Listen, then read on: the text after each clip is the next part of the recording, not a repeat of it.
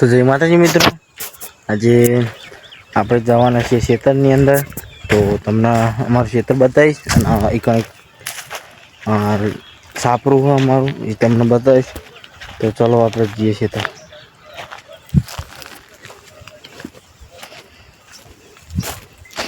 આપણું પડી બાઇક, જઈએ આપણે ખેતર. ચાલો પહેલાં સ્ટાર્ટ કરી દઈએ. આ તમે નજારો જો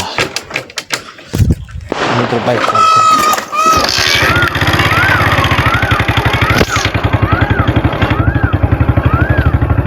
મિત્રો ચાલુ કરે બાઇક.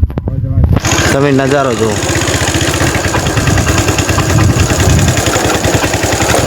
મિત્રો કંઈક આવો નજારો હોય તો જલ્દી સબસ્ક્રાઈબ. કોઈ રોડ બનાવી દે જલ્દી અમારે બંધ નહીં કરો, જલ્દી રોડ બનાવી દે. આવો ખાડા ખટિયાવાળો હો છે તમે જુઓ.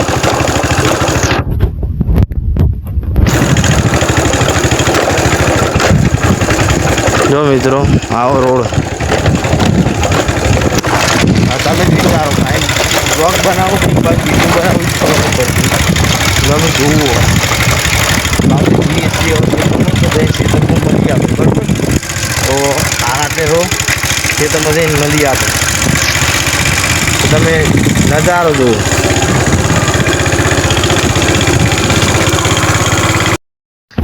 મિત્રો ક્ષેત્રની અંદર તો પહેલાં તો અમારું ખેતર જોઉં છું, કંઈક આવું ખેતર ને બરાબર. અને એક વસ્તુ બતાવો મિત્રો, કોમેન્ટમાં કહેજો કે તમારા ખેતરમાં આવું હોય કે નહીં બરાબર. એટલે આ જે તમે દેખાય એનું નહીં કહેતો. આવી રહ્યું આયરું કોના કોના ખેતરમાં તમે કોમેન્ટ કરજો.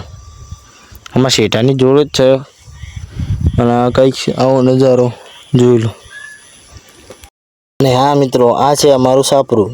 તો તમે જોઈ શકો છો આ અમારું સાપરું, બે માટલા અને કંઈક આવો નજારો.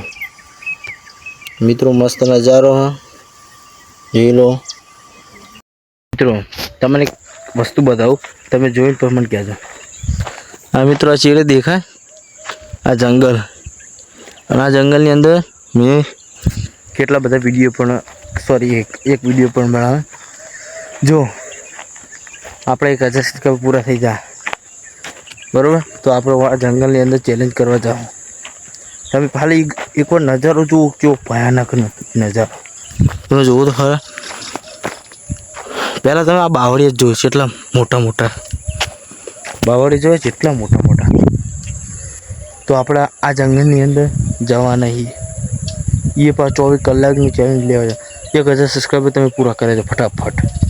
અને આ મિત્રો તમારી કના મને શું કહેવાય કોમેન્ટની અંદર જણાવજો. અમારા મિત્રો આને મેદી કહેવાય. આ દેખાય મિત્રો, આને મેદી કહેવાય. જો આ મેદી તમારી કે શું કે કોમેન્ટની અંદર જણાવજો. અને મિત્રો આપણે કીધું 1000 સબસ્ક્રાઈબર પૂરા થઈ જાય ને એટલે આપણે આ જંગલની અંદર ચેલેન્જ કરવા જાઉં 24 કલાકનો. તો આ વિડીયો ગમે તો લાઈક કરી નાખજો, શેર કરી નાખજો. અને છેલ્લે સુધી જોવા માટે થેન્ક યુ. આજનો વિડીયો આટલે પૂરો કર્યું. તો કાલે નવું વ્લોગ આવી જાય, પણ માફ કરજો, નવું વ્લોગ વાર લાગે આવતે. અને તમે જુઓ મિત્રો આ નજારો જુઓ, જેટલો સારો નજારો. આવો તો સિટીઓમાં જોવા નહીં મળતો એવો તો નજારો મિત્રો. અને તમે ખાલી નજારો જુઓ ને તો એવું લાગે કે ના રહેવા જેવું. તો આજનું વ્લોગ આપણે આટલે પૂરું કરીએ. જય માતા.